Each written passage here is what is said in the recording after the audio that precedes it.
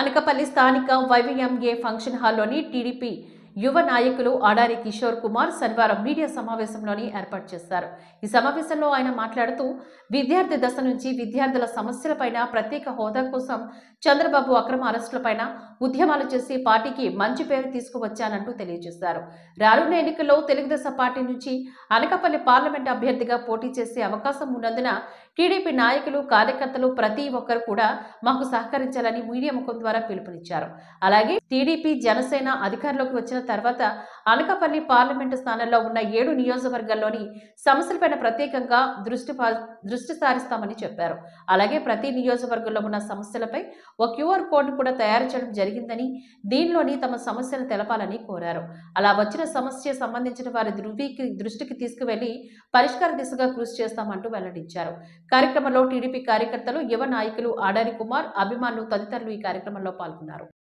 Hyderabad central యూనివర్సిటీలో నేను హైదరాబాద్లో MA MPhil చేయడం జరిగింది. అక్కడ కూడా స్టూడెంట్స్ యూనియన్ ప్రెసిడెంట్గా హయ్యెస్ట్ మెజారిటీతో గెలవడం జరిగినటువంటి వాస్తవ విషయాలు కూడా మీ అందరికీ తెలిసిందే.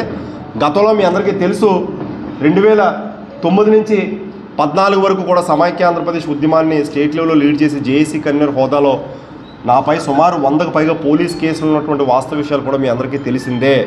అనేక ఉద్యమాలు నిర్వహిస్తూ ఈరోజు ప్రజలలో మమేకమై ప్రజల యొక్క సమస్యల కోసం పోరాడుతున్నటువంటి వ్యక్తిగా నాకు అవకాశం కల్పించాలని చెప్పి నేను కోరుతా ఉన్నాను.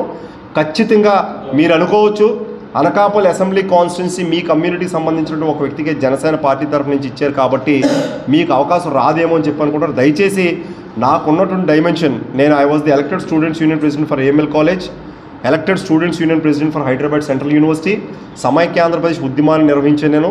ఈ మధ్యకాలంలో మీ అందరికీ తెలుసు, రాష్ట్ర స్థాయిలో జరిగినటువంటి ఉద్యమాలు ఉద్యోగస్తులకు సంబంధించి సెర్ప ఉద్యోగస్తులు కానివచ్చు, అంగన్వాడీ వర్కర్స్ కానివచ్చు, ఆశా వర్కర్స్ కానివచ్చు, లేకపోతే సర్వశిక్ష అభియాన్ ఎంప్లాయీస్ కానివచ్చు, టీచర్లు CPSకి సంబంధించినటువంటి ఉద్యోగ సమస్యలు కానివచ్చు, అన్ని సమస్యలపై కూడా పూర్తి స్థాయిలో వారితో తిరిగి వారి యొక్క సమస్యల పరిష్కారం కోసం ప్రభుత్వాన్ని నివేదించడమే కాకుండా పార్టీకి సంబంధించినటువంటి అన్ని కార్యక్రమాల్లో కూడా క్రియాశీలకంగా నేను నిర్వహించడం జరిగింది. మీ అందరికీ తెలుసు.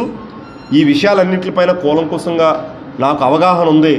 మీకు కూడా ఒకే ఒక విషయం నేను చెప్పాలనుకుంటాను.